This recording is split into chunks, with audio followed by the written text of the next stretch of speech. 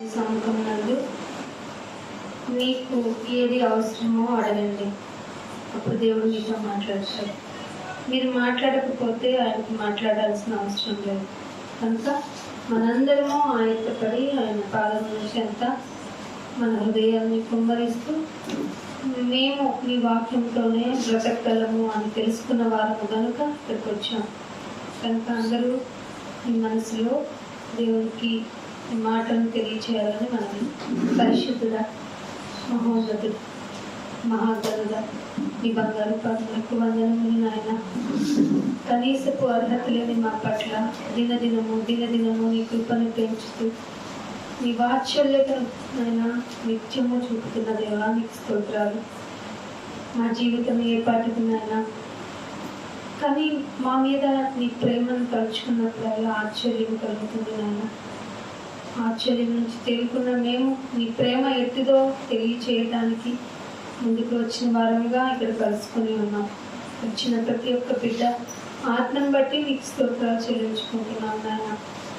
రాలేనిటి వాళ్ళకి మీకు అనుగ్రహం దయచేయమని అడుగుతున్నాం నాయన. ఆయన మేము ఎందు నిమిత్తం కూడుకున్నామో మాకు తెలియదు అని మేము అనము నాయన. నీ మాటలు వింటేనే బ్రతకగలము అన్న విషయాన్ని తెలుసుకొని నీ పాదాల చెంత చేరుము. మీరు మాతో మాట్లాడండి నాయన. మరి నీ మాటలు విని తిరిగి మరి ఈ లోకంలోనికి వెళ్ళి మేము బ్రతకాలి. ఈ లోక మాలిన్యం అంటించుకోకుండా ఉండాలంటే నీ మాటలు చాలా అత్యవసరం కనుక పరిశుద్ధాత్మదేవా మీ సహాయాన్ని నాకు ప్రసాదించండి. నీ బిడ్డలకు ఏ మాటలు చెప్తే అర్థమవుతుందో మీకు తెలుసు కనుక సహాయం చేయండి. నన్ను నీ బిడ్డలు కేవలం వినివారు మాత్రమే ఉండకుండా నీ వాక్య ప్రకారం ప్రవర్తించి వారి నీతి క్రియలను ముందుంచడానికి తగిన విధంగా సిద్ధపరచమని యేసుక్రీస్తు వారి అతి పరిశుద్ధమైన నామమున ఈ ప్రార్థన విన్నపములు అడిగి వేడుకుంటున్నాము మా పరమ తండ్రి. దేవుడు నామమున అందరికీ వందనములండి. దేవుడు మిమ్మల్ని అందరినీ నన్ను సజీవంగా ఉంచి మనందరం కలుసుకోవడానికి దేవుడిచ్చిన ఈ యొక్క గొప్ప అవకాశం బట్టి దేవునికి అత్యధికంగా కృతజ్ఞత స్థితులు చెల్లింపబద్ధులమై ఉన్నాము. చాలా రోజులైనట్లు అనిపిస్తుంది మరి, కానీ దేవుని మాటలు తెలుసుకోవటం చాలా అవసరం. మనుషులు అనుకున్నట్లుగా దేవుడు లేడు, అది నిజం. మనుషులు అనుకున్నట్టుగా దేవుడు లేడు. కానీ చాలా మంది ఏమనుకుంటున్నారంటే మేము అనుకున్నట్టే ఉన్నాడు మన దేవుడు. మేము పిలిస్తే పలుకుతాడు, వద్దంటే మానేస్తాడు, నువ్వు కనపడవు అంటే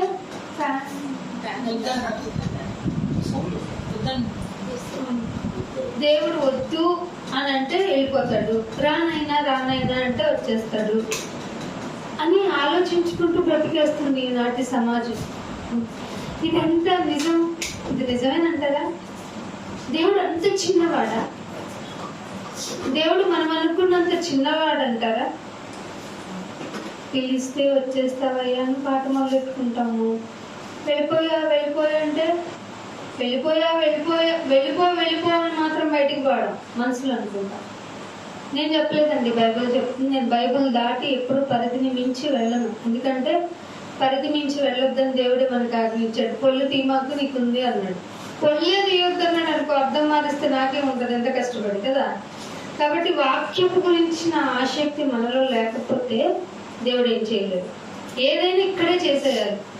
అందుకే అన్నాడు, నీ శక్తి లోపం లేకుండా చూసుకోరా, నువ్వు వచ్చిన తర్వాత పని కూడా లేదు. పని రిటైర్డ్ అయిన వాళ్ళని చూస్తూ ఉంటాం కదా, వాళ్ళు చాలా రోజులు పొద్దున 9:30కి వెళ్ళి ఈవినింగ్ 6:30కి వచ్చి చాలా రోజులు పని అలా డ్యూటీగా చేసి సడన్ గా వాళ్ళు ఇంట్లో ఉండమంటే ఉండబుద్ధి అవ్వట్లేదండి, వెళ్ళొచ్చిన ప్రాణం కదండి అంటున్నారు. నాకు ఇదే డౌట్ వస్తుంది. ఇక్కడ ఏం బిజీ ఉంటాంలే, ఎవరినన్నా ప్రేయర్కి రాని వాళ్ళనే ఏదన్నా ఏంటమ్మా రాలేదంటే పని ఉంది, చాలా బిజీగా ఉంది బాబు, ఎంత బిజీ అనుకుంటా. నాకు టైం కుదిరితే వస్తానన్న, టైం చూసుకొని వస్తానన్న. అరే టైం పెట్టిందే నిన్ను భూమి మీద. ఇంతకు మంచి మాట చదివించారు శ్రీనివాస్ సార్. ఏమని? అపోస్తలుల కార్యంలో మిమ్మల్ని నియమించుకుందే ఆయన.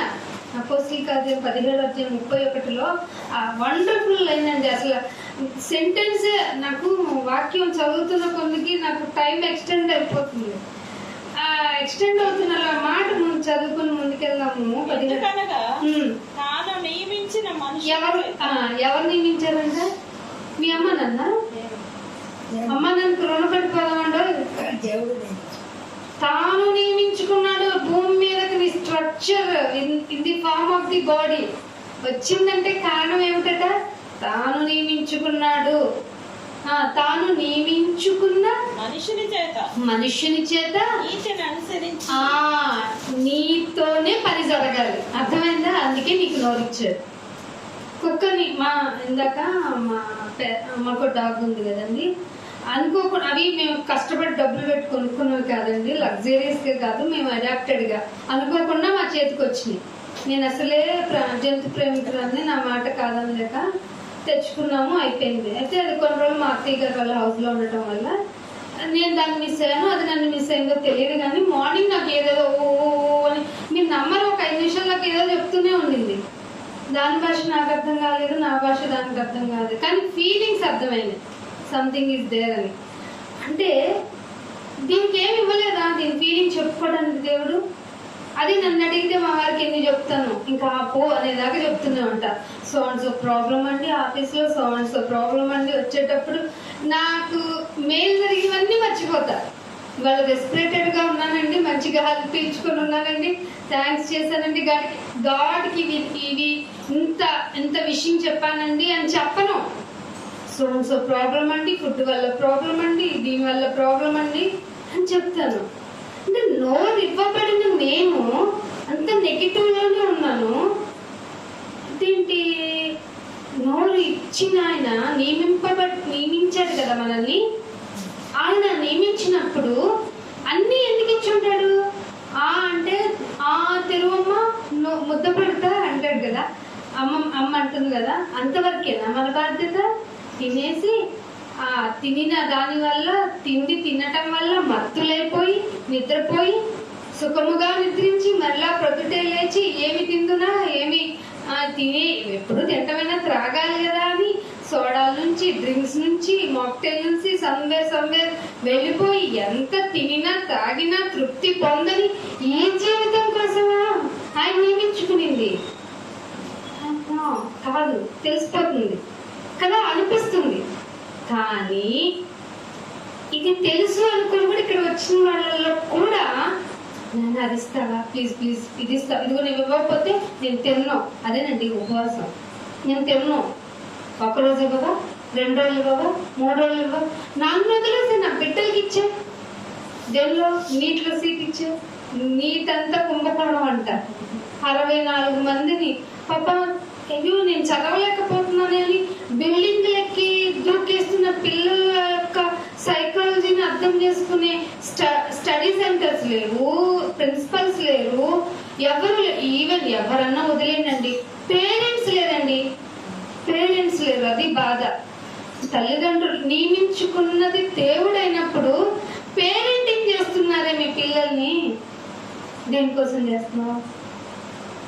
ఇది దేవుడు మనల్ని అడుగుతున్నాడు, దేనికోసం మీ పేరెంటింగ్? అంటే షాకింగ్ న్యూస్ చెప్పాడు యేసుప్రభువారు. ఒకరోజు వస్తున్నాను, కనని గర్భము వెరీ హ్యాపీ అన్నాడట. ఒప్పుకుంటాం? అసలు ఒప్పుకోలే. పుట్టకపోతే చాలురా నువ్వు అన్నాడు ఎవరన్నా చూసి. ఎవరతను చెప్పండి? నువ్వు పుట్టకుండా ఇది యాజిటీస్ గా చెప్తే తప్ప మనకి గొర్రెలు కదా, ఇంత పద్ధతిగా నేర్చుకుంటాం వాక్యం. కొంచెం లైన్ అలా మాడిఫై చేసి చెప్పామనుకో, ఇది ఎక్కడో అన్నాం కానీ గుర్తులేదు. అదే మనం ఎంత గొప్పవాళ్ళం అయిపోయామంటే వాక్యం విరివిగా దొరికేస్తుంది. కాబట్టి వాక్యాలు నీ మైండ్ కాదు, నీ పెదాలకు అలవాటు అయిపోయింది. నిజం. వాక్యానికి భయపడే వాళ్ళు ఉన్నారో చెప్పండి? ఎవ్వరు లేరు. కాబట్టి యేసు ప్రభు వారు మొత్తం ఎస్టిమేట్ చేసి లూకాసు వార్త 18 ఏం చెప్పాడు? నేను విశ్వాసం కనుగొంటానా? నేను అరైవింగ్ మనుష్య కుమారుడు తిరిగి రిటర్న్ అయ్యి వచ్చిన తర్వాత మనుషుల్లో ఇదేంటి మనందరం మనందరం సంఘాల్లో ఉన్నాగా. ఇదేంటి ఎంత షాకింగ్ న్యూస్ చెప్పారు? విని ఇది తెలిసిందే, ఇది కూడా తెలిసిందే. ఏం చేద్దాం, తెలిసింది అంతే. దీని ఏం చెప్పాడు చూడండి, లూకాసు వార్త కన్నా యోహానులో బాగుంటుందండి. యోహాను సువార్త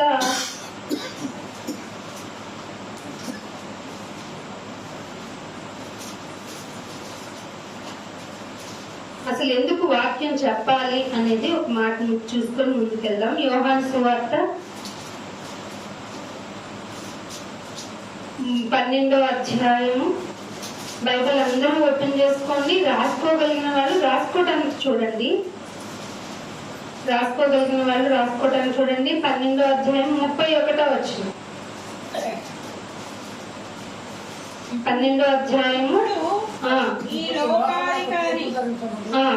ఇప్పుడు ఈ లోకమునకు జడ్జిమెంట్ జరుగుతుందంట. వాక్యం వింటున్నప్పుడు ఏమైపోతుందో తెలుసా? జడ్జిమెంట్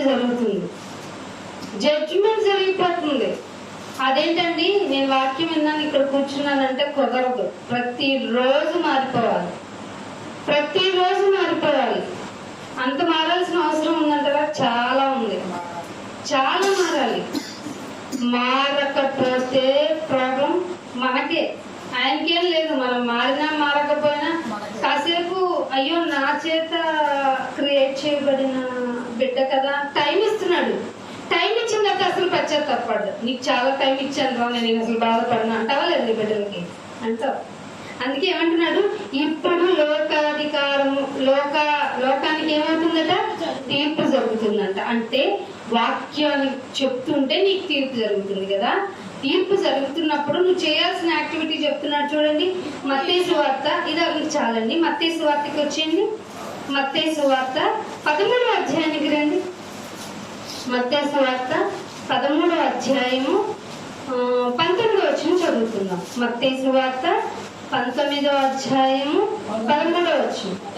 13వ అధ్యాయం 19వ వచనం. వాక్యం వింటున్నాం కదా అందరం అండి, అందరం. ఇది ఎవరికి చెప్పారో మీకు తెలిసిపోతుంది చూడండి. ఎవడైనను రాజ్యమును గూర్చిన వాక్యము వినియు అంటే వినే వాళ్ళందరూ ఎక్కడికి వచ్చేసారు? సంఘంలోకి వచ్చేసారు. వినిన తర్వాత ఏం చేయట్లేదంట. ఏ వైరస్ వచ్చిందంట? ఇది నాకే అనుకోవట్లేదట. గ్రహించకపోతే ఏమన్నా ఈ వాక్యం మీరు ఎన్నోసార్లు వినుంటారు, చదువుంటారు, ఇది మనకు కాదని తోసేసి ఉంటారు.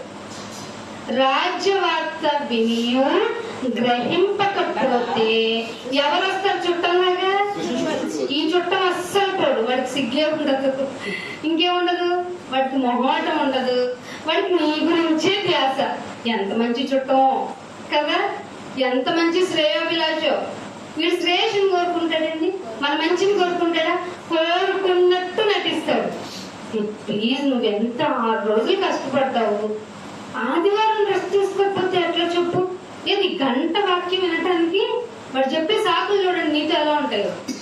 ఎంత ఘోరంగా చెప్తాడు తెలుసా? నువ్వు ఎంత కష్టపడ్డావు, అసలు నీకు రెస్ట్ ఉంది? అసలు ఇంటి పనులు చేసుకోవాలి, వంట పనులు, పైగా వచ్చిన వాళ్ళు గెస్టులు కూడా సండే ఎక్కువ మంది వస్తారు. వాళ్ళందరికీ చేసి నీ శరీరం ఏమైపోయింది? అలసిపోయావు. పైగా వాతావరణం చూస్తే ఇంకా అలసి పెట్టేలాగానే చేస్తుంది. ఈ వ్యాక్యూమ్ గా ఉన్నది ఇలా ఉండి కాస్త ఎండొచ్చి కాస్త వానొచ్చి ఈ పరిస్థితి మరీ నీరసాన్ని తెప్పించేటట్టుగా ఉంది. కాబట్టి వెళ్ళకపోతే దేవుడేమనుకోడు అనుకుంటాడా? ఎవరు చెప్తారు ఈ మాటలని చెప్పండి? మీతో స్వయంగా మిమ్మల్ని అంటి పెట్టుకున్న వాడే దుష్టుడు. అర్థమవుతుందా? వాడు ఏమంటాడు? వెళ్ళమ్మా ప్లీజ్, వెళ్ళమ్మా, నీకు బాగోదు, నీ నీరసం గురించి నాకే తెలుసు, ఇంట్లో ఎవరు అర్థం చేసుకోరు, చెప్తుందండి ఇట్లాగా. అలా చెప్పగా నువ్వేమనాలి? వెంటనే మేల్కొని సాతానా వెనక్కి పో అంటారు ఎవరన్నా? అవును, నువ్వు చెప్పింది కరెక్టే సాతాను. అసలు నా బాధ గురించి, నా గురించి ఎవరు నన్ను అర్థం చేసుకుంటారు? ఇంటి పనుల్లో, వంట పనుల్లో తనామనకలు అవుతాను అని నువ్వనుకుంటే, నీ యజమానుడు ఉన్నాడు కదా. నాకు బయట పనులు, నా బాధ్యతలు, నాకు నా జాబ్ లో ఉన్న ప్రాబ్లమ్స్, వీటన్నిటి వల్ల నా బ్రెయిన్ అలసిపోయింది కదా. నిజమే, ఎవరు మీ ఆవిడ అసలు కప్పు కాఫీ ఇవ్వమన్నా ఒకటోసారి రెండోసారి అని లెక్క పెడుతుంది, కానీ నేను అర్థం చేసుకుంటున్నా మలిసిపోయి కాబట్టి పడుకో, వాక్యం వినపడుకో, ఏమైంది నష్టం అంటారు. కానీ దుష్టుడు ఎలా రావటం వల్ల ఏం జరుగుతుందో చెప్తున్నాడు చూడండి. 19 ఎక్కడ కూర్చుంటాడట? దుష్టుడు హృదయంలోకి వస్తే ఇప్పుడు ఇవన్నీ నీ మనసులో తర్జనలు అవుతూ ఉంటాయి. అందుకే మానేసే వారి సంఖ్య రోజు రోజుకి ఎందుకు తగ్గిపోతుంది సంఘాల్లో అనుకుంటున్నారు? దుష్టుడు హృదయంలో ఉన్నాడు. వాక్యం వినేస్తారు. అయ్యో వాక్యం వినని వారు ఎవరు? తిరిగి మనకు చెప్పేవాళ్ళే ఉంటేను కదా. వాక్యం వినని వారు ఎవరు? వింటారు, కానీ వాళ్ళు చెయ్యని పని ఏంటో తెలుసా? అస్సలు గ్రహించరు. దాని వల్ల వచ్చే ప్రాబ్లం అట ఏమవుతుందట? అది మెయిన్ ప్రాబ్లం. అది ఉన్నది మొత్తం పోతే ఏమవుద్ది? ఈ బ్రెయిన్ ఖాళీ అయిపోద్ది. అప్పుడే ఈ వారమేనా, నెక్స్ట్ వారం కూడా ఒక వారం వెళ్ళలేదనుకోండి మనసు చాలా బాధపడుతుంది. నిజం, మనసు చాలా బాధపడుతుంది. రెండో వారం చూడండి అస్సలు వెళ్దాం లేదు, నెక్స్ట్ వారం లేదా ఏమిటి నాకు ఇందాక సార్ చెప్తారు కదా, రోజు రోజుకి ఎవరి సంఖ్యలో వాళ్ళు వెళ్ళిపోతానే ఉన్నారు. తప్పన వాళ్ళ మధ్యలో నీ నెంబర్ ఉందనుకో, నా నెంబర్ ఉందనుకో, ఏంటి పరిస్థితి? అసలు ఈ భయం ఎప్పటికీ లేదండి, ఈ భయమే లేదు. అమ్మో నా నెంబర్ వస్తుందేమో. మీరు గమనించి అందరు స్కూల్ ఎక్స్పీరియన్స్ ఉంది కాబట్టి ఆ నెంబర్ 1 అని రోల్ నెంబర్ మనకి యూనిట్ టెస్ట్ లో లేకపోతే ఆఫర్లీ నువ్వు పెట్టినప్పుడు నా నెంబర్ ఎప్పుడు వస్తుందో, ఎన్ని మార్క్స్ వచ్చినాయో ఏమిటో, మిస్ ఇప్పుడు పనిష్మెంట్ ఇస్తుందా, అరే నీకు ఈ క్వశ్చన్ కూడా రాలేదా అని అందరి ముందు నించోబెట్టి తిడుతుంది కదా, నీకు టెన్షన్ అయ్యావా లేదా? ఈక్వల్ టు గాడ్ దగ్గర ఉంటుంది. టీచర్ దగ్గర అయినా తప్పించుకోవచ్చేమో గాని అసలు గాడ్ దగ్గర అవుతుందా? నువ్వే కదా. భయం తప్పని ఎవరికన్నా గ్రహించటం లేదు కాబట్టి దుష్టుడు వచ్చాడు, అందుకే భయం ఉండదు. సింపుల్. అందుకే దుష్టుడు వచ్చి ఏం చేస్తాడట? వాని హృదయంలో ఎత్తబడిన దానిని ఎత్తుకొని పోతాడు. త్రోవ పక్కన పడిన విత్తనం ఇదే. సింపుల్ గా చెప్పాడు యేసుప్రభు గారు. త్రోవ పక్కన పడిన విత్తనం రా మీరు, సంఘాల్లో చేరిన విత్తనాలారా, త్రోవ పక్కన పడ్డారా మీరు చెప్పేశాడు దేవుడు. అయితే ఒక వాక్యం తీసుకుని ముందుకెళ్తాను. సామెతల గ్రంథము 19వ అధ్యాయానికి రండి. సామెతల గ్రంథము 19వ అధ్యాయము 23వ వచనాన్ని చూసుకుందాం. సామెతల గ్రంథము 19వ అధ్యాయము భయభక్తులు కలిగి ఉంట, యెహోవా యందు భయభక్తులు కలిగి ఉంట జీవసాధనం. ఏ జీవ సాధనము తెలుసు, మనకు ప్రతిదాన్ని ప్రాక్టీస్ చేయాలని తెలుసు. జీవముతో లైఫ్ ప్రాక్టీసింగ్ అర్థమవుతుందా? మీరు క్యాచ్ చేస్తున్నారా? మీ భక్తి కొనసాగాలంటే ప్రతి దినము సాధన చేయాలి. అది ఎప్పుడు వస్తుంది? భయభక్తులు కలిగి ఉండాలి. ఏమండి మేము భయభక్తులు కలిగి ఉంటేగా వచ్చామంటే రావటం వరకు నీ శరీరాన్ని లాక్కొచ్చి పడేసావు. గైకునే పరిస్థితి నీ శరీరానికి ఇవ్వటంలా. ఇస్తే ఈ పాటికి నీ ద్వారా ఎన్ని కార్యక్రమాలు ఎలగబెట్టవలసి ఉందో, అంతే కదా. ఎవరి క్రియలు వాళ్ళు చేయాలి కదా. చేస్తున్న వాళ్ళుగా మీటింగ్ పెట్టిన వాళ్ళు ప్రతి వాళ్ళు దానికి నీ అటెండెన్స్ కాదు, నువ్వు పెట్టిన మీటింగ్ కి ప్రతి ఒక్కళ్ళు అటెండ్ అవ్వాలి. అంటే ఎవరి పని వాళ్ళదే కదా, అవునా? మరి ఏంటి? యెహోవా యందు భయభక్తులు కలిగి ఉండుట జీవ సాధనము. అది కలిగి ఉన్నావు అనుకో, అమ్మయ్య తృప్తిగా ఉన్నాను. ఇదేంటి ఈ వర్డ్ ఎక్కడ ఉపయోగిస్తాం? తిన్నప్పుడు అమ్మయ్య తృప్తిగా తిన్నానంటాం. తృప్తిగా తిన్నానని జీవాహారాన్ని అనాలే. అర్థమవుతుందా? ప్రాక్టీస్ జీవ సాధనము చేస్తే నీలో సాటిస్ఫాక్షన్ వస్తుంది. ఎలా అవుతుంది నాయన? ఒక బిల్డింగ్ కూడా కట్టుకోలేదు, నువ్వేంటి ఇలా మాట్లాడతావు? ఒక ఇంటిని సరిగ్గా నేను కట్టుకోలేకపోయాను, ఇంట్లో కొంచెం కొన్ని కట్టలన్నా పెట్టుకోలేకపోయాను, ఇదేంటి అని ఏడుస్తావు. ఏడ్చే జాతి ఎక్కువైపోయింది కదా నాయన. ఇది ఇవ్వు అది ఇవ్వు అనే వాళ్ళే ఎక్కువ కదా మనకి. కానీ భయభక్తులు కలిగి ఉంటే జీవ సాధనము భయభక్తులు కలిగి జీవ సాధనము చేస్తే తృప్తిగా ఉంటావు, పైగా అపాయము. అవునా? వస్తుందా కాదండి? అపాయము వస్తుంది. అది అపాయం అని అనిపించదు తెలుసా? కరోనా వచ్చినప్పుడు బాగా ఎక్స్పీరియన్స్ కదా మనందరికి. మన ముందు చాలా మంది పోయినా మనం ఎందుకున్నాం? అపాయం వచ్చిన తృప్తిగా ఉన్నాం. ఎవరిని చూసుకొని ఉన్నాం? భయభక్తులు కలిగి ఉంటే ఆయన్ని. భయభక్తులు కలిగి ఉంటేనే కదా ఆయన వైపు చూస్తావు. లేకపోతే ఏ శానిటైజరే నన్ను కాపాడింది, అన్ని లీటర్లు పోసుకొని నేను వెళ్ళాను తెలుసా అంటావు. లేకపోతే నా మాస్క్ నన్ను కాపాడింది అంటావు. ఇవన్నీ ఇచ్చిన ఆయన ఎవరు నీకు తెలియదు. అందుకే వాక్యము జడ్జిమెంట్ చేసేస్తుంది. వాక్యాన్ని బాగా చెప్పించాలండి. వాక్యమే మనిషికి తీర్పు తీరుస్తున్నప్పుడు వాక్యానికి ప్రయారిటీ ఇవ్వని సంఘము ఎక్కడికి వెళ్ళి ఉంటది?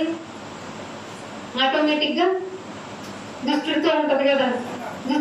దుష్టుడి కోసం ఉన్న ప్లేస్ ఏంటి? నరకము, ఆ గాఢాంధికారము వాణి దోతలకి ఉంటే నువ్వు పొద్దున్న పిల్లవని ఆహ్వానం తీసుకొని నువ్వు వెళ్తున్నావు, నేను వెళ్తున్నావు. జీవ సాధనం లేకపోవటం వల్ల, దుష్టుడికి హృదయం ఇవ్వటం వల్ల. ఆలోచిస్తున్నారా? అందుకనే ఇంకొక మాట చూపిస్తాను చూడండి. దానియేలు గ్రంథము మీకు అందరికి తెలుసండి. మాటలు తెలియదని కాదు కానీ గుర్తు చేసుకున్నాం. మరి జీవ సాధనం అంటే ఇదే కదా, సాధనం చేసుకోవటమే కదా. దానియేలు గ్రంథము 12వ అధ్యాయానికి రండి. దానియేలు గ్రంథము 12వ అధ్యాయము 13వ వచనం చూడండి. 12వ అధ్యాయము 13వ వచనం. నీవు అంత్యము వరకు అవుతుందా?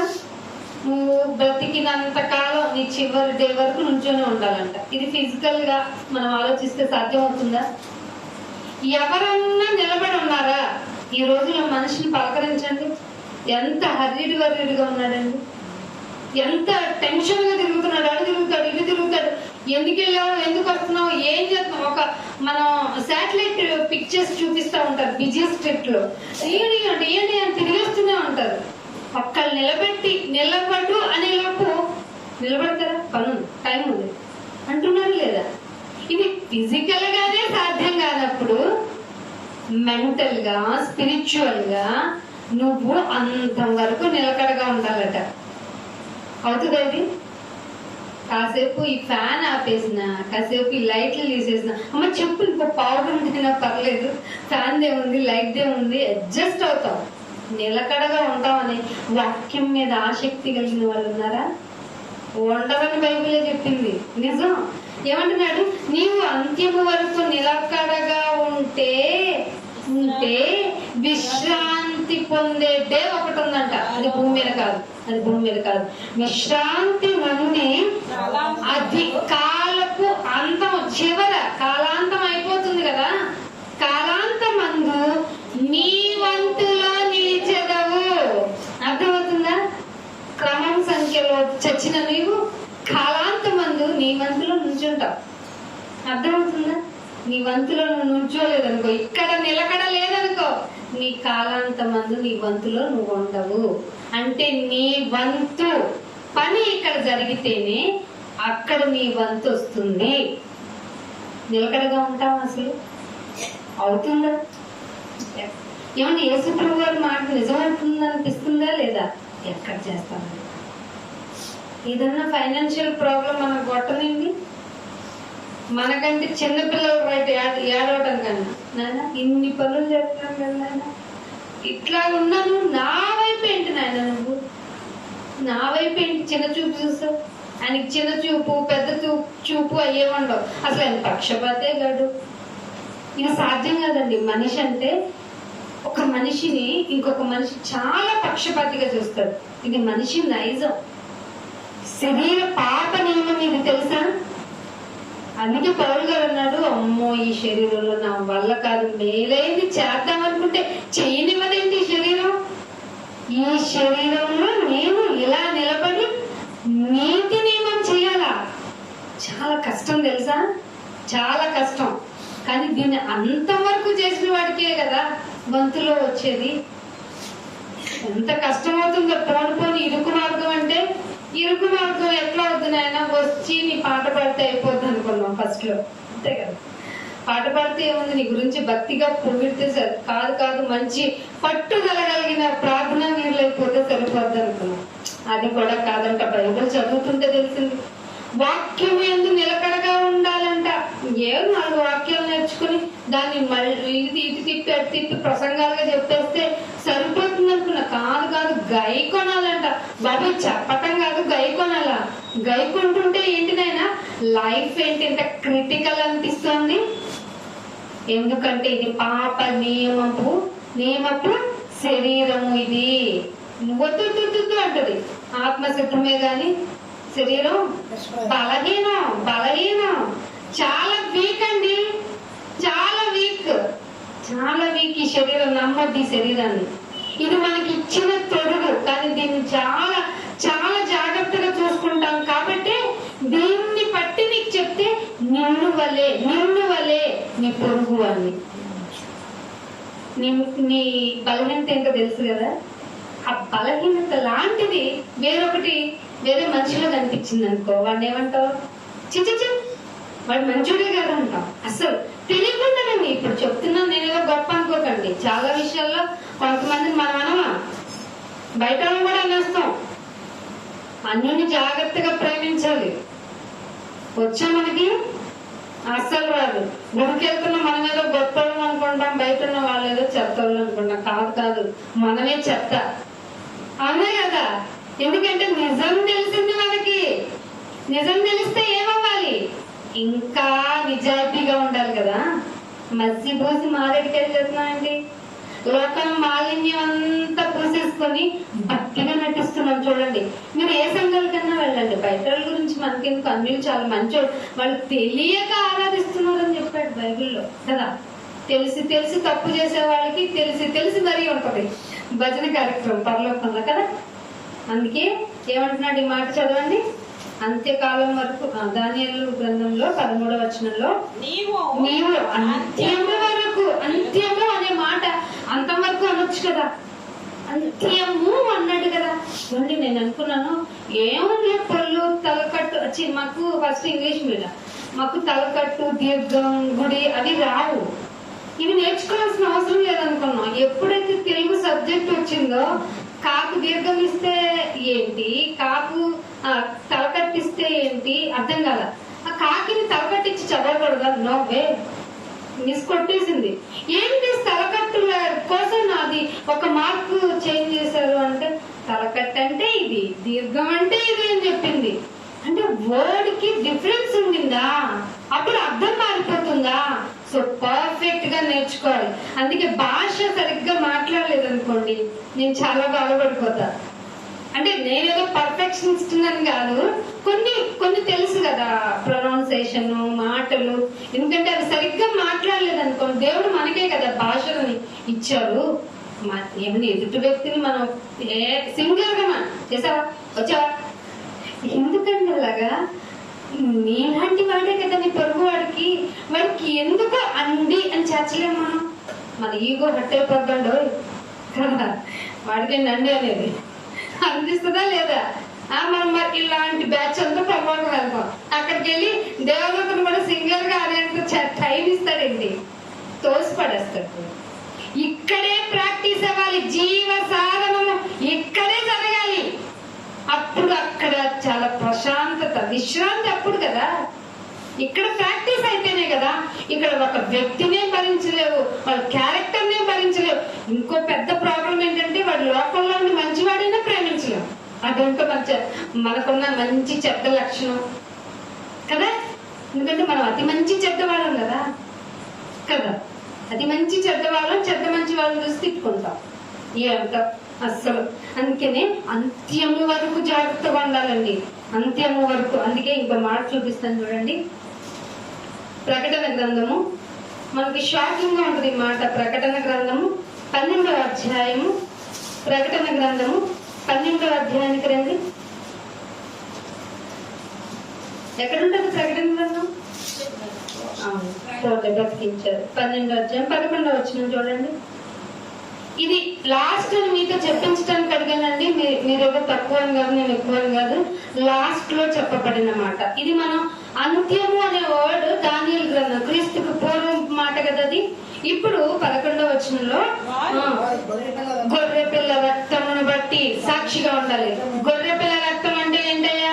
యేసుప్రభు వారికి చనిపోవడానికి రక్తానికి ఏంటి సంబంధం అంటే నువ్వు సాక్షిగా ఉండి చెప్పాలి. చేతనా చేయట్లా? తానిచ్చిన సాక్ష్యమును బట్టి వాళ్ళు జయించి ఉన్నారని కొంతమంది ఆయన సాక్ష్యాన్ని బట్టి, ఆయన రక్తాన్ని బట్టి సాక్షులుగా ఉన్నారట. వాళ్ళు ఏం చేస్తే సాక్షులుగా ఉన్నారు? కింద మాట మనకి వెరీ వెరీ ఇంపార్టెంట్ మాట అండి. మరణము వరకు, చచ్చే వరకు ప్రాణంలో చదవాలి. మీరే చదవాలన్నమాట. నేను చదివాను కాబట్టి మీరు చదవాలి. మరణము వరకు తమ ప్రాణములను చాలా బాగా ప్రేమించేశారంట. ప్రేమించారా? ప్రేమించిన వారు కారు. కొంచెం ఒళ్ళు వేడిగా ఉంది కానీ తొందరగా వెళ్ళి పారాసెటమాల్ తీసుకు. గుడికి రావమ్మా, అసలు బాగాలేదు. ఒకరోజు ఇది ఇదేంటి ఇక్కడ ఇలా ఉంది ఆపోజిట్ లో? మరణము వరకు, అంత్యము అన్నాం కదా. దానియేలు గారు కొంచెం గ్రాంధికంగా మాట్లాడారు కదా. ఇక్కడ యోహాను గారు చెప్పేశారు, అసలు రివీల్ చేశారు. అంతిమ వరకు అంటే ఎప్పటి వరకు అయ్యా అంటే మరణము వరకు. చంపండి అనేంత వరకు. అంతే కదా. గొర్రెపిల్ల రక్తం గురించి, అరే నువ్వు పాపివి, రక్షణ పొందు, నీ పాప నిమిత్తమే ఆయన శిలువ మీద రక్తం కార్చారంటే ఆయన రక్తంతో నాకేంటి పని, నేను కార్చమన్నానా అని అడిగే జనరేషన్ వచ్చింది. నువ్వేం సాక్ష్యం చెప్తావు మరి? ఆయన రక్తం ఎందుకు వచ్చింది, నీకెట్లా ప్రాణాన్ని ఇచ్చింది? ఏ ప్రాణం? రెండో మరణంలో ప్రాణం.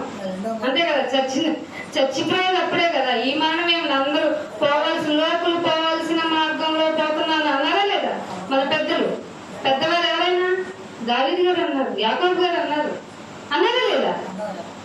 మనుషులందరూ పోవాల్సిన మార్గంలో పోతున్నాను అన్నారు. ఆ మరణం కాదు, రెండో మరణంలో ప్రాణాన్ని కాపాడుకున్నారట. మరణము వచ్చేంత వరకు కాపాడుకుంటామా? ఈ రోజు రాలేదేంటని మీరు ఏదైనా రీసెర్చ్ వైజ్ గానో లేదంటే ఏదైనా విలేకరు లాగానో ఒక మైకెట్టుకొని దూరం నుంచొని అమ్మా నువ్వు ఒక్కదాన్ని వచ్చే ఫ్యామిలీతో లేదండి నేను ఒక్కదాన్ని. ఎందుకమ్మా మిగతా వాళ్ళు రాలేదు? వాళ్ళకి ఇంట్లో పనులు ఉన్నాయండి, అమ్మాయికి బాగాలేదండి, మా హస్బెండ్ కి బాగాలేదండి. ఫ్యామిలీతో ఎందుకు రావట్లేదమ్మా మీరంటే కొన్ని సమస్యలు ముందెడతారు. అలాంటి వాళ్ళకి పరలోకం వచ్చేద్దా? ఇక్కడ చాలా మంది ఫిల్టర్ అయిపోతున్నారు కదా. ఇంకా మరణం వరకు ఎవరు శ్రమిస్తారండి? మీ మీద కత్తి తీసుకొచ్చి ఎక్కడ పెట్టి గొంతు మీద పెట్టేసి నువ్వు ఇప్పుడు యేసుప్రభు వాడు మాట ఎత్తావంటే నేను చంపేస్తానంటే ఏం చేస్తావు? ముందు కత్తి పక్కనే ఇట్టు, మరిద్దరం కూర్చొని మాట్లాడుకుందాం. మాటలతో చాలా సమస్యలు తీరుతాయి అంటావా? అంటే నిజమే. ఎంత చెప్పినా వెళ్ళారు కాబట్టి కత్తితో వస్తాడు. అప్పుడేం చెప్తావు? ఏదేమైనా మన ఇద్దరం బతికుండాలంటే మన ఇద్దరం కాంప్రమైజ్ అయిపోదాం అంటారా లేదా? ఏమంటే మీకు నేను ప్రాక్టికల్ చెప్తున్నాను. మీకు ఇప్పుడు జోయల్ గా అనిపించిన మీకు బిఫోర్ అంటే రాబోయే డేస్ లో మీకు ఎలా ఉన్నా మీరు ఎలా ఉంటారు అంటే క్రిటికల్. అది ఏమండి యెహోవా దొరుకు కాలంలోనే ఆయన వెతుక్కోండి అనేది ఇంటిచ్చాడు కదా దేవుడు. అంటే దొరకని కాలం రాబోతుందనే కదా. దొరకని కాలంలో నువ్వు కూడా దొరకకుండా వెళ్ళిపోయి ఇంట్లో కూర్చుంటావా? ఆయన రక్తం గురించి సాక్షిగా ఉండాలి కదా. ఫిల్టర్ అయిపోతున్నావు అనమాట. వెనక్కి వెళ్ళిపోతున్నావు, నీ బహుమతి వెనక్కి వెళ్ళిపోతుంది. నీ చేతిలో నుండే నిత్య జీవము అని ఎవ్వరు కాస్ట్ చేయలేనిది నీ చేతిలో నుండి నువ్వే. అందుకే అన్నాడు నీ ప్రాణానికి నువ్వే ఉత్తరవాది కదా అనగా దేవుడు. ఇంత కష్టమా బైబిల్? అందుకేమంటున్నాడు? మరణమంత వరకు వాళ్ళ ప్రాణాలను ప్రేమించిన వారు కాదట. ఏమండి చిన్న సాకులు మానేద్దామండి దేవుని సన్నిధికి రావటానికి. మనకున్న బలహీనతలన్నీ ఒట్టేసుకున్నామండి. నేను నీ దగ్గరకు వచ్చి పడిపోతాను, నీ గురించి ఆలోచిస్తాను. ఈ శరీరం ఏముంది నాయన? మట్టే కదా నాయన. జీవింపజేసే ఆత్మ గురించి నేను ఆలోచించుకుంటాను అని నిర్ణయం తీసుకుందామా? తీసుకొని రాబోయే టైంకి నిలబడదామా? ఆయన కొరకు ప్రకటించడానికి మాత్రమే ఆయన. ఇది మాత్రం సులువైందని మాత్రం అనుకోకండి. ఆయన కొరకు నిలబడదాం. కొద్ది మంది అని చెప్పాడండి. ఆ కొద్ది మందిలోకి మనం చేరుకోదామండి. కొద్ది మందే ఎవరి విశ్వాసం కనుగొన్నా అని ఆయన ఎంత బాధపడితే మాట వచ్చి కదండి. విశ్వాసం కనుగొన్నా. అందుకనే కానీ ఒక మిమ్మల్ని అందరినీ ఆశ్చర్యపరిచేది దేవుని బాధ ఒకటి మీ ముందు పెట్టాలని ఆశపడుతున్నానండి. ఇర్మియా గ్రంథము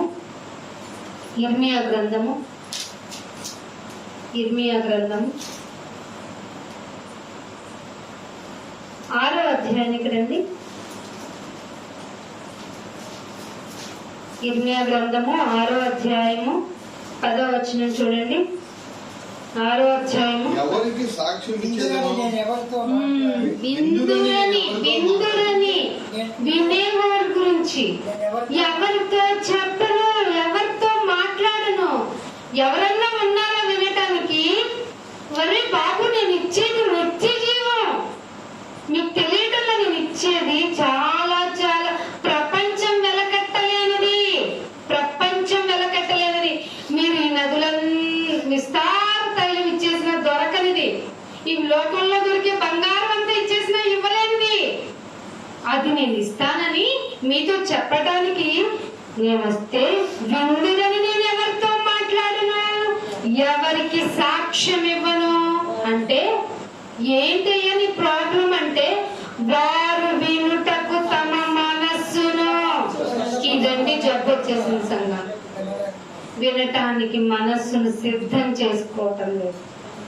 పాత నిబంధనలో భక్తుడు ప్రార్థన చేయడానికే మనస్సును సిద్ధం చేసుకుంటే, ఇక్కడ కొత్త జనరేషన్ వచ్చిన తర్వాత, క్రీస్తు సంఘం కట్టబడిన తర్వాత మనస్సులో వారి మాట వినటానికి కూడా మనసును సిద్ధము చేసుకోలేదు కనుక వినలేకపోయారట. మనసు సిద్ధం లేకపోతే వినలేరు. ఇంకేం గ్రహిస్తారండి? మనస్సు సిద్ధము చేసుకోలేదు కనుక వినలేకపోయేది. పైగా యెహోవా వాక్యం అంటే నో హ్యాపీ. వాక్యమా అంటున్నారు లేదా? తొందరగా కనిచేయాలి. తొందరగా వాక్యం నందు సంతోషించే వాళ్ళు లేరు. ఇది పచ్చి నిజం. ఇది బైబిల్లో ఉన్న నిజం. వాక్యమునందు సంతోషించే వాళ్ళు లేరు, రారు, ఉండరు. సో కొద్ది మందే వెళ్తారు. అదేంటి 300 కోట్ల మంది? నో, వినేవాళ్ళే లేరని చెప్పేసింది. ఇందాక గైకునే వాళ్ళ దగ్గర దాకా వెళ్ళాం. క్రిటికల్ అవుతుందండి వాక్యం. విని రోడ్డు పక్కన పడ్డ విత్తనం గురించి ఏమనుకున్నాం మనం? అమ్మో వింటారంట కానీ గైకొనరంట, దుష్టుడు వచ్చేస్తాడంట. అసలు మనసునే సిద్ధం చేసుకోలేదటండి. ఇంకా వాడే వింటాడు నా బాధ అనడం లేదు. బైబిల్ గ్రాంధికం మాట్లాడుతున్నా, యాజ్ ఇట్ ఈజ్ మాట్లాడుతుంటే, ఇక్కడ ఉన్నది మాట్లాడితే మనం మనసుని పట్టడంలా. ఏం ఆలోచిస్తావు సంఘంలోకి వచ్చి చెప్పు. ఏం ఆలోచిస్తున్నావు అంటే మనకు తెలిసింది ఏం లేదని వేస్తాం వాడుక భాషలో, కానీ మధ్యలో నీ ఆలోచనలో కదా. ఇంకా నీ మనసులో సిద్ధపడి ఉంది. ఏం సిద్ధపడి వస్తున్నావు? రొటీన్ గా సండే వస్తుంది, రొటీన్ గా విన్నా, రొటీన్ గా వెళ్ళిపోదాం. వాక్యం విన్నాం ఈరోజు, వాక్యం కొరకు ఉందాం ఈరోజు. అదే వాక్యమా? ఇంకొక గంట కాదు కదా, ఇంకొక 10 నిమిషాలు. మీ గురించి మేము గురించుకోవాల్సి వస్తుంది. మీ గురించే. ఇది సంఘములతో చెప్పవలసిన మాట, సంఘములన్నీ జాగ్రత్తగా వినవలసిన మాట. చెవిగలవాడు వినను కాక. అబ్బో ఇవన్నీ ఎందుకు రాశాడు అనుకున్నా, చాలా అవసరం అండి, చాలా అవసరం. అందుకని ఇంకొక మాట చూపిస్తాను చూడండి. యెషయా గ్రంథము, దీనికంటే ముందు 1వ దశలోనికీ రాసిన పత్రిక. ఇది చదివితే మీకు బాగా అర్థమవుతుంది. 1వ దశలోనికీ రాసిన పత్రిక, 1వ దశలోనికీ రాసిన పత్రిక 3వ అధ్యాయము 4వ వచనం ముగింపుకు వస్తున్నాను, జాగ్రత్తగా వినండి. ఈ శ్రమ వలన ఎవడను కదిలింపబడుకున్నట్లు మిమ్మును స్థిరపరచుటకును. 4వ వచనం 3 అట్టి శ్రమలను అనుభవించుటకు మనము 4వ వచనం మీకు కనపడలేదా? నేను ఫోన్ బుక్ లో చూస్తున్నాను. అట్టి శ్రమలను అనుభవించుటకు అట్టి శ్రమలను అనుభవించుటకు మనము నియమింపబడిన వారమును మీరు ఎరుగుదుము. ఇది ఏ సంఘంలో చెప్పారు? మనం అడుగుతున్నాం, అమ్మా మీకు మేలు జరుగుతుంది రండి. అదేలే దర్శనాలకి రాసిందే, బైబుల్లో మనకి ఇవ్వబడిందంటే మనకి యాడ్ చేశారంటే సంఘంలో కన్నీ చెప్పమనే కదా. శ్రమలను అనుభవించుటకు నియమించబడ్డ, ఇందాక ఎక్కడ 17:31 ఈ మాట నియమింపబడ్డాము అనే వర్డ్ వచ్చింది కదా. ఇప్పుడు చెప్పాడు, రివీల్ చేశాడు ఎందుకు నియమింపబడ్డాడు. ఆయన నీతి నెరవేరాలంటే నువ్వు శ్రమల కొరకు నియమింపబడ్డావు. ఇది నిజం. ఎవరు ఒప్పుకుంటారండి? చల్లగా మెల్లగా హాయిగా జీవితాన్ని ఇట్లా గడిపేస్తే బాగుంటుందని అనుకుంటామా లేదా? నెమ్మది, ఇక నా ప్రాణం నెమ్మదిగా ఉంది, హాయిగా ఉంది అనుకున్నప్పుడే ఇదే దశలోనికిలోనే ఉంటది. ప్రసవ వేదన వచ్చినట్టుగా అకస్మాత్తుగా ఆయన వచ్చేస్తాడు. ఇంకా నెమ్మదిగా ఉన్నాను అనుకుంటే నీలో వచ్చే ఆలోచనలు ఏముంటాయి తెలుసా? మెల్లగా పడుకొని చాలా సంపాదించాను, ఈ గోడ సరిపోవట్లేదు, ఈ ఇల్లు సరిపోవట్లేదు, దీన్ని రీకన్స్ట్రక్షన్ చేయాలి, లేదా రీమోడలింగ్ చేయాలి, లేదా దీన్ని స్కూల్తో లేపేసి వేరే చోట పెట్టాలి. ఇదే కదా. మనసు ఎప్పుడు నెమ్మదిగా ఉండకూడదండి. ఏమంటున్నాడు ఇక్కడ? శ్రమను అనుభవించుట. దీనిని అనుభవించుటనే ఉండాలి కదా, దీనిని అనుభవించుటనే ఉండాలి. మన బైబిల్లో తప్పేమన్నా ఉందా? అందరి బైబిల్ అదే కదా ఉంది. శ్రమను అనుభవించుటకు. ఇది రాయికి డిక్లరేషన్ ఇచ్చే సంఘం మీదనా? బయట రండి మీకు ఆశీర్వాదింపబడిన వాళ్ళారా మీరు రండి అని రాస్తారు కానీ శ్రమ అనుభవించుటకు నియమింపబడిన వాళ్ళారా రండి అని రాయండి బైబిల్. అక్కడ రాయించండి. మాకు దొరికితే సంఘం అట్టాగే రాస్తామండి. ఎవరు రాదు. ప్రశాంతంగా ఇట్లా కూర్చొని వాక్యం చెప్పుకోవచ్చు. మంది ఎక్కువైతే ఏమవుతుందట? పలచనైపోతాయా? ఎట్లా అవుతాయి? ఇంకా తెచ్చుకొని వాడచ్చు కదా. ఎందుకని పలచన అయిపోయింది అంటే వీటి తక్కువే తెచ్చిపెట్టాడు అనమాట. ముందే ఎంతో కొంతమంది వెళ్ళాను, అయ్యో ఇంతమంది వచ్చారని పలచన చేస్తారు. వాక్యంకి అట్లా ఉండదు. మీరు ఎంత వచ్చినా ఇట్లా కూర్చొని 3 గంటల పైన చెప్పమానండి, లేదు ఈ పూటంతా తెల్లవారుజాము 5 గంటల వరకు చెప్పమానండి. కొంచెం మధ్య మధ్యలో ఏదో ఎనర్జీ లాంటిది ఇచ్చి, మరి మొత్తంగా చెప్పలేం కదా. వినే వాళ్ళకి ఏముంటదండి, కూర్చొని వినటమే కదా. చెప్పే వాళ్ళకి ఏముంటుందో తెలుసా? మీ గురించి ఆలోచించాలి. ఇక్కడ వాక్యం కంటిన్యూటీ ఆలోచించాలి, ప్రస్తుత పరిస్థితి ఆలోచించాలి, మీతో మాట్లాడాలి. అంటే ఎంత ఎనర్జీ కావాలి. అయినా మీకే ఇబ్బందిగా ఉంటుంది. ఏంటో అర్థం కాదు, వినే వాళ్ళకి ఇబ్బంది. అందుకే మీరు మట్టుకు ఎందులే కానీ మీరే కంప్లీట్ చేశారు. ఇది పెద్ద పబ్లిక్ మీటింగ్ లో చెప్పాలి. అవకాశం ఇస్తుంది సమాజం. ఏం మాకంటే ఎక్కువ చెప్పేస్తుంది అంటారు. మనం అందరూ పరలోకం కదా వెళ్ళాలి. ఒకరినొకరు, అందుకేనండి ఒకరినొకరు ఆదరించుకోండి, ఒకరినొకరు కీర్తనలు పాడుకోండి. ఇంకా మీలో అతనిలో బలహీనత తెలిసిందా, అతనికి వెళ్ళి ఇండివిజువల్ గా చెప్పరా. వెళ్ళలేదనుకో భయపడతాడు. సంగతి చెప్పు, వినలేదా ఇంకా ప్లీజింగ్ చేయు. ఎన్నిసార్లు నైనా 70 సార్లు. అవునా, ఇది నా వల్ల కాదేమో, నువ్వు రావైతే అంతే కదా. ఇక్కడ ఒకరితో సమాధానం లేకపోతే పరలోకంలో ఎలా వచ్చేస్తావు నువ్వు? చాలా జాగ్రత్త పడాలండి. అనుకున్న కొంతకు ఇరికైపోతుందండి వాక్యం. ఏమంటున్నాడు ఇక్కడ? వాక్యం చదువుతారా? దశలోనికి రాసిన పత్రికలో అట్టి శ్రమలను అట్టి శ్రమలు అనేవి పైన ఉన్నాయి. శ్రమలు ఏమిటో మీ శ్రమల్లో ఎవడు, ఇది దశలోనికి రాశాడు కానీ దశలోనికుతో పాటు మనం కూడా సంఘస్థులమే కదా, క్రీస్తు సంఘంలో ఉన్న వాళ్ళమే కదా. ఇట్టి శ్రమలను అనుభవించవలసి ఉన్నదని 3వ వచనం అంటారు. మీరు శ్రమలను అనుభవించవలసి ఉన్నదని ముందుగా చెప్పాను కదా. నేను దశలోనికి కదా ముందు చెప్పానా లేదా? చెప్పాను నాయనా. మాకు ఈ శ్రమం తట్టుకోలేకమ్మా అనకండి. ఈ శ్రమ మాకు శ్రమలేమి రాకుండా దేవదూతలు మా చుట్టూ, మా ఇంటి చుట్టూ, మా పిల్లల చుట్టూ, మా ఉద్యోగాల చుట్టూ. ఇంక నువ్వేం చెప్తావు? మెల్లగా తిని త్రాగి సుఖిస్తాను నాయన.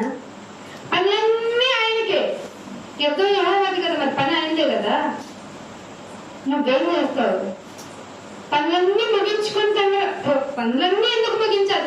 ఎక్కడ పనులు అక్కడ పనేసి రండి అని చెప్పే ధైర్యం లేకపోతుంది నాటి బోధకులకు కూడా. ఏం చెప్తాం?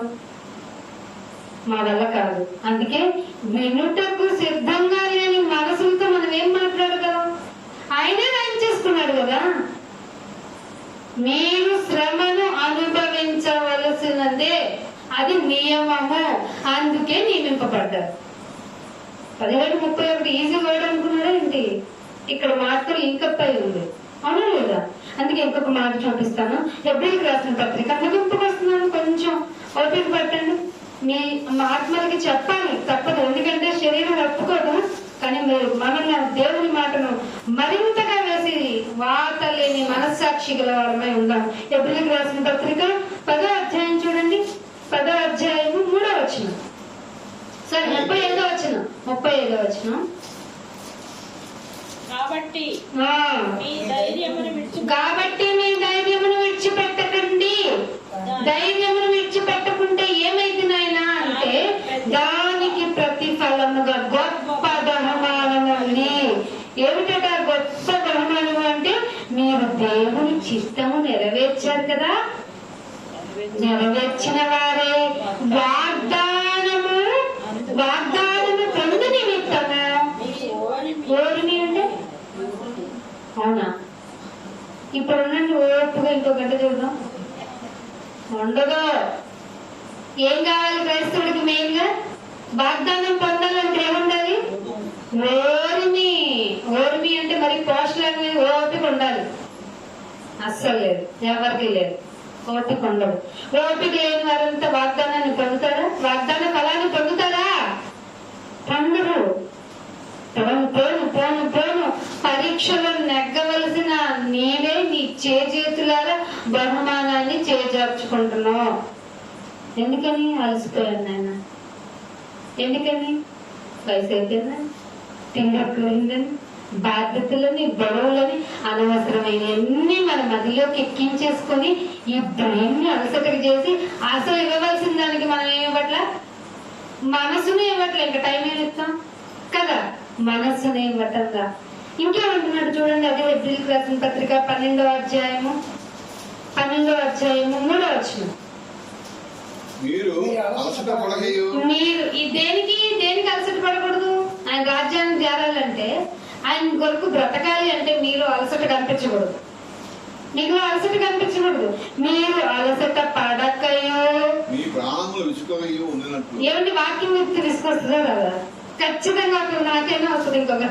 ఇంకో 10 నిమిషాలు ఉంటే మీ ప్రాణములను విసుకకయో ఉండునట్లు పాపాత్ములు తనకు వ్యతిరేకంగా చేసిన తిరస్కారము జరుగుతుంది.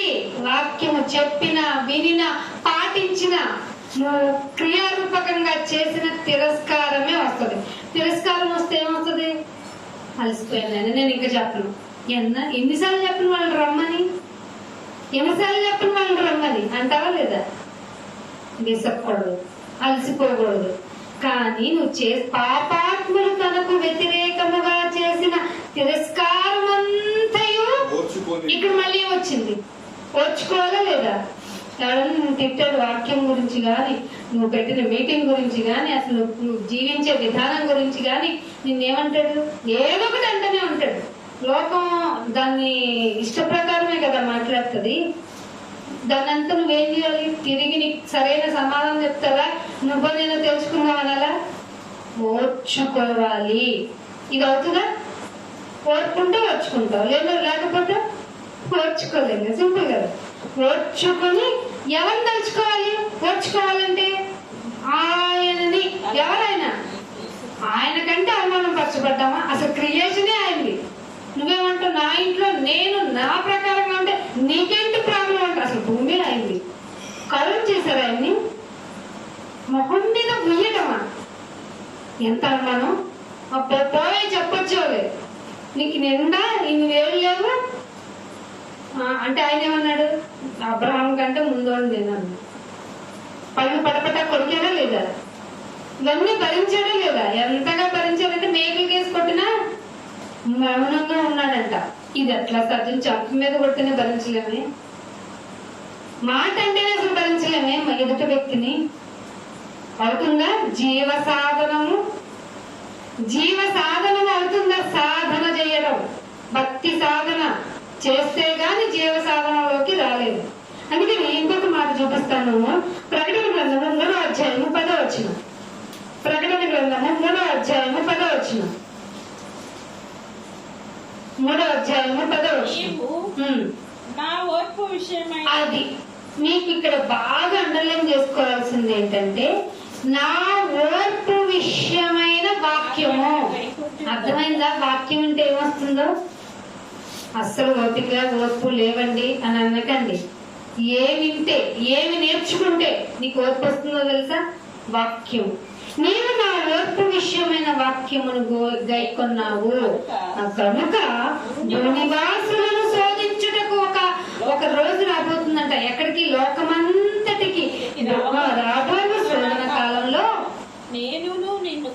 నేనే నిన్ను కాపాడుకుంటాను. ఎందుకు? ఓర్పు ఏం చేస్తుంది తెలుసా? నిన్ను కాపాడుతుంది. ఎప్పుడు? లోకమంతటికి ఒక శోధన కాలం రాబోతుంది. అప్పుడు కాపాడుకునేది నేనే. సింపుల్ గా ఉందనుకున్నారేంటి? ఆ రోజు కొండలు చూసి మా మీద పడు పడు పడు అంటే కూడా కొండలు పడవంట. పైకెక్కి చచ్చిపోదాం అనుకున్నా అవ్వదంట. చావు నీ దగ్గరికి రాదట. శోధన కాలమా కాదు అది. ఇప్పటికే చాలా మంది వాళ్ళ ఓన్ శోధన కాలం దగ్గరకు నియర్ లో ఉన్నారు. మనకు అవసరమా? ఓర్పు అనేది చాలా ఈజియెస్ట్ థింగే. కానీ ఈ శరీరంలో ఉన్న పాప నియమం వల్ల ఈ శరీరం అస్సలు నేను ఓపిక పట్టలేను, ఎన్నాళ్ళని ఓపిక పట్టను. ఈ డైలాగ్ నేర్పించింది. ఓపిక చాలా అవసరం. శోధన కాలంలో లోకమంతటి మీదకి రాబోతున్న ఆ శోధన కాలంలో నిన్ను కాపాడేది నీ ఓపికే. ఇంకొక మాట చూపిస్తాను చూడండి. ఎబ్రిల్కి రాసిన పత్రిక 6వ అధ్యాయం. ఎబ్రిల్కి రాసిన పత్రిక 6వ అధ్యాయం 12వ వచనం. మీకందరికి తెలిసిన మాట, కానీ ఒకసారి గుర్తు చేసుకుందాం.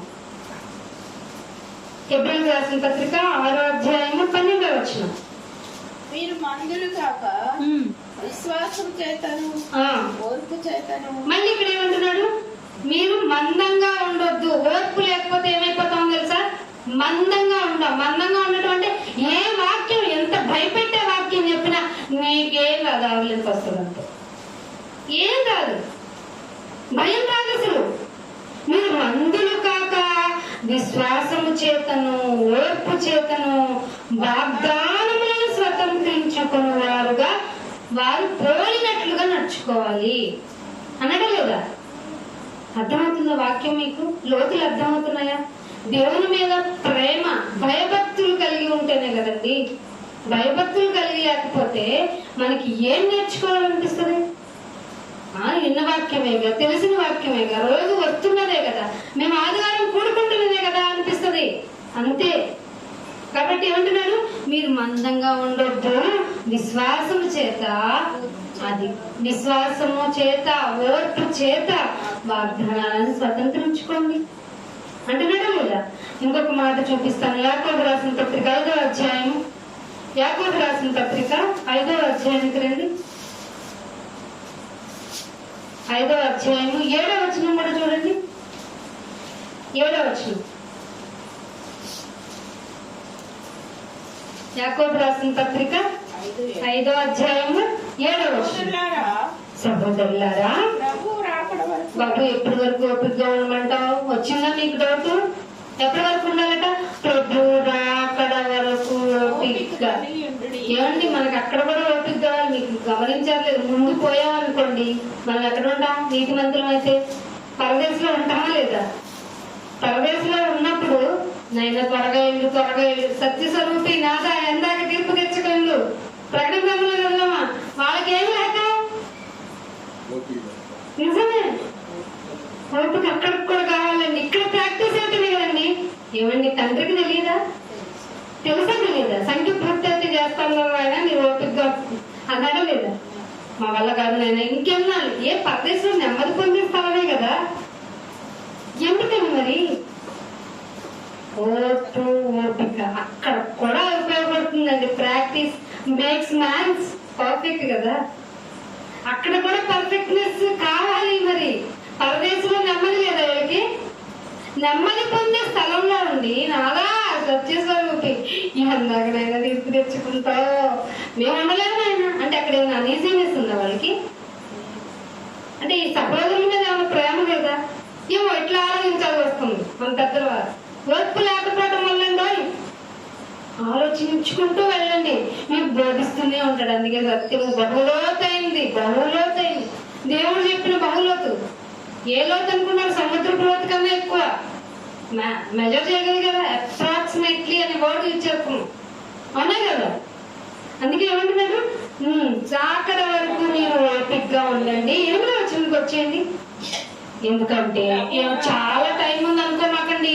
ప్రభు రాక సమీపించింది కనుక మీరు ఓపిక కలిగి ఉండండి, మీ హృదయాన్ని స్థిరంగా ఉంచండి. స్థిరంగా ఉంచండి అంటే స్థిరంగా ఉందా ఎవరైనా హృదయాలు? చూడండి, మీరు ఆలోచించుకుంటే మీరే ప్రాబ్లం. నేను ప్రాబ్లంలోనే ఉన్నాను, నా మనసు ఎందుకు స్థిరంగా లేదు. కాసేపు నీ గురించి ఆలోచిస్తుంది, కాసేపు నా కుటుంబం గురించి ఆలోచిస్తుంది, కాసేపు నా ఆరోగ్యం అంటుంది, కాసేపు నా కుటుంబం యొక్క భవిష్యత్తు అంటుంది. అన్ని పక్కన పెట్టి నీ గురించి ఆలోచిస్తుంటే కలవరం వస్తుంది. నాయన రేపేమి జరుగుతుందో అని. కానీ దేవుడు ఏమంటున్నాడు? రేపేమి సంభవిస్తుందో నరుడా నీకు తెలియదు, కాబట్టి నోరు మూసుకొని నీ పని చేయి అన్నాడా లేదా? ఏమంటున్నాడు? మీ హృదయములను స్థిరంగా ఉంచుకోవాలన్నా ఏం కావాలి? ఓర్పు, ఓపిక కావాలి. కొంతమందిని గమనించండి, ఇది కొంచెం ఓర్చుకోలేడా అంటారా లేదా? చూస్తే ఇది అసలు కొంచెం ఆగేటట్లేడు అంటారా? ఎందుకని? ఓర్పు ఓపిక లేకనే. అర్థమవుతుందా? ఇంకొక మాట చూపిస్తానండి. యెషయా గ్రంథము 33వ అధ్యాయము. యెషయా గ్రంథము 33వ అధ్యాయం చూడండి. 33వ అధ్యాయము, యెషయా గ్రంథము 33వ అధ్యాయము 18వ వచనం. 33. నీ హృదయము భయంకరమైన వాటిని బట్టి చాలండి అన్నమాట. ఎందుకట? ఎందుకు మనుషులకు ఓర్పు ఓర్చుకున్నట్లేదట? భయంకరమైన వాటి గురించి ధ్యానం చేస్తుందంట. దివారాత్రులు నీ వాక్యం ధ్యానం చేయని మనకు ఆజ్ఞ ఉంటే భయంకరమైన వాటి గురించి ధ్యానం ఏమిటో? చాలా మంది అనవసరమైన వాటి గురించి ధ్యానం ధ్యానం ధ్యానం. టీవీలో అదే ధ్యానం, ఫోన్లో అదే ధ్యానం, మాటల్లో అదే ధ్యానం. ఏంటి నీ ధ్యానం? దేని గురించి నీ ధ్యానం ఉండాలి? పదే పదే పదే పదే ఆయన గురించి ఆలోచించు, మాట్లాడు. ఆయన గురించే అన్న మాటను పక్కన పెట్టి నీ గురించి భయంకరంగా ఆలోచిస్తున్నావంట. వాక్యం చెప్తుంది. అమ్మో అనిపిస్తుందండి ఒక్కొక్కరితో మాట్లాడితే. ఇంకా చాలా నమస్కారం. సభలో మౌనంగా 3 నిమిషాలు. ఎందుకు మౌనం వహిస్తాం 3 నిమిషాలు చెప్పండి? వాళ్ళని పంపించేసినట్టే తెలిసిపోద్ది వాళ్ళ గురించి. భక్తులైనా సరే మనం మౌనంగా 3 నిమిషాలు పాటించేసి పక్కకు వచ్చారు. అందుకని ఇర్మియా గ్రంథంలో చూడండి ఆ మాట అంటాడు. ఇర్మియా గ్రంథము 6వ అధ్యాయము. ఇర్మియా గ్రంథము డోర్ పడుతుందా మీకు? వాక్యం ఏమన్నా లేదా? అబద్ధం చెప్పకూడదు. చాలా మందికి ఇబ్బందిగా ఉంటది. కానీ మనము ఓర్పు కలిగి ఉండాలి కాబట్టి ఇంకొక 2 నిమిషాలు ఓర్పు కలిగి ఉన్నాం. 6వ అధ్యాయం 16వ వచనం.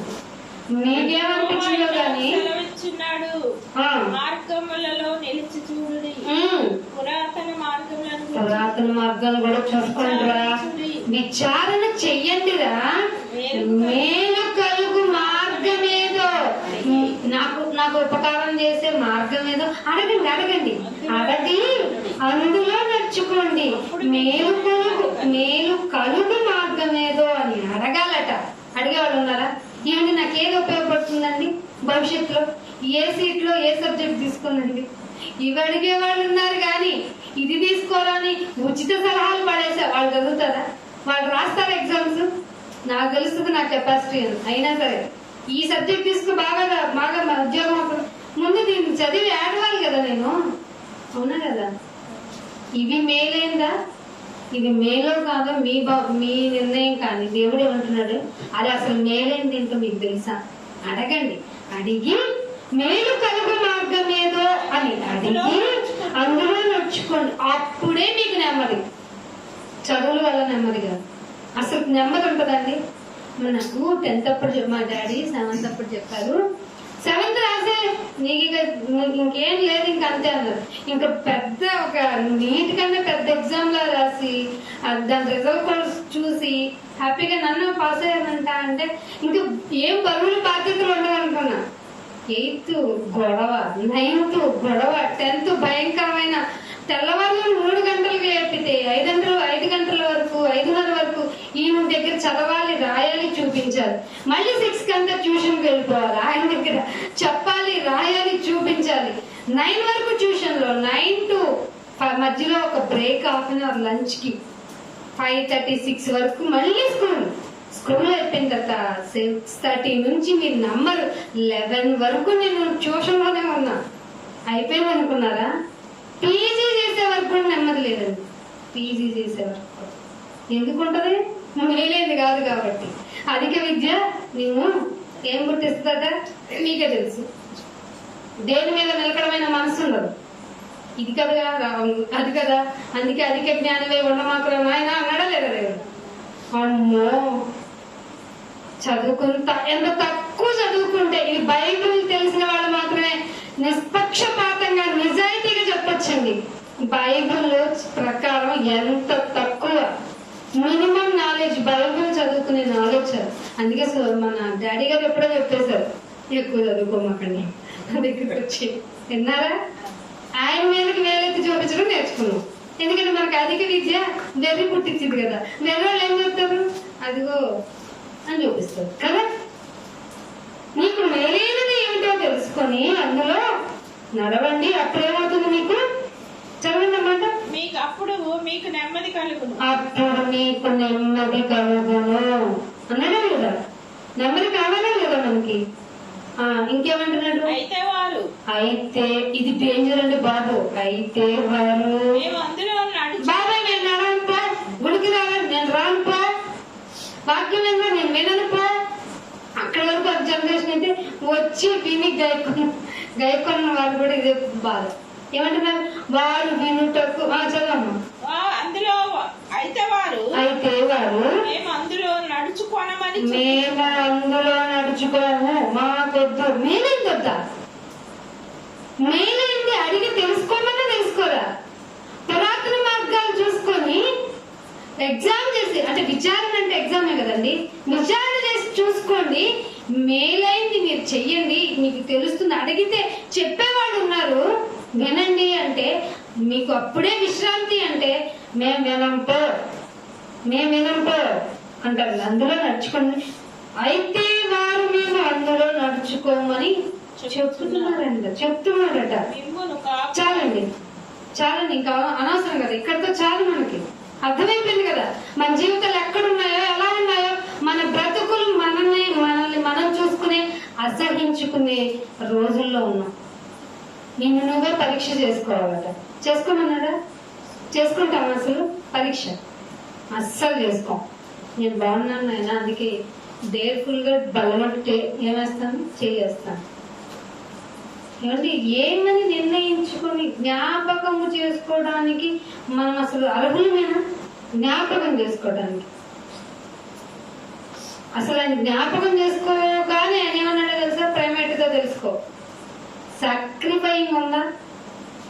ఒక సభ పెట్టడానికి ఒకరి మీదే భారం కదా, అంతే కదా. అంకులు ఒక్కడే మోసుకోవాలి, మా అయితే పిల్లలు వస్తారు 2. ఎందుకంటే మిగతా వాళ్ళంతా ఊర్లో వాళ్ళు అసలు రారు. మేము వినంపో అన్నాను లేదా? ఇక్కడనే కాదు, ప్రతి చోట ఇదే, ప్రతి చోట ఇలాగే ఉంది. మరి అంత మందిలో అనిందుడివై బ్రతకాలి నువ్వు. నింద లేకుండా బ్రతకాలి, లోక మాలిన్యం అంటకుండా బ్రతకాలి. అందుకే లాస్ట్ గా ఒక మాట చూపిస్తాను చూడండి. అదే ఇర్మియా గ్రంథము 18వ అధ్యాయం చూడండి. 18వ అధ్యాయము 18వ అధ్యాయము 15వ వచనం. అయితే నా ప్రజలు నన్ను మరిచి ఉన్నారు. ఏమైపోయారట? మర్చిపోయారంట. మర్చిపోయారు కాబట్టి వాక్యం మీద ఇంట్రెస్ట్ ఉండట్లేదట. నన్ను మర్చిపోయి మాయకు ధూపం, మాయ అంతా మాయ, ప్రపంచమే మాయ అని నువ్వే చెప్తావు. నువ్వే ఈ ప్రపంచంలో నడిచేస్తా ఉంటావు. మా యొక్క దీపం వేస్తున్నారు, మెరక చేయబడని దారిలో. మెరక లేకపోతే ఏముంటుందండి? మెరక లేకపోతే ఏముంటుంది? గతుకులుగా ఉంటుంది రోడ్డు, అవునా కదా? మెరక చేయబడని దారిలో తాము నడవవలెనని, అది మెరకలు లేని దారిలో వెళ్ళాలని పురాతన మార్గములైన త్రోవలో తమ్మును తామే తొట్రిల్లు. అంటే ఏంటి? పడిపోతున్నారు. ఇప్పుడు చెప్పండి, వాక్యం అవసరం ఉందా లేదా? తొట్టిల్లిపోయే మనుషుల మధ్య నువ్వు జ్యోతిగా నిలబడాలా లేదా? నీకు ఇచ్చిన వెలుగుని మంచం కింద కొంచెం కింద పెట్టేస్తావా? అయితే నిలబడండి, వాక్యము ప్రకటించండి, ఓర్పుతో ప్రకటించండి. జీవితంలో ఆయన ఇచ్చే మేలును సంపాదించుకోండి. అటు ధన్యత దేవుడు మీకు అందరికీ దయచేయాలని కోరుకుంటూ ఇంతటితో నా మాటలు ముగిస్తున్నాను. బల్లకు సిద్ధమవుతున్న మీరు మీ మనసులో మిమ్మల్ని మాత్రమే మీరు పరీక్షించుకుంటూ పళ్ళకు సిద్ధపడండి. చిన్న ప్రార్థన చేస్తాను.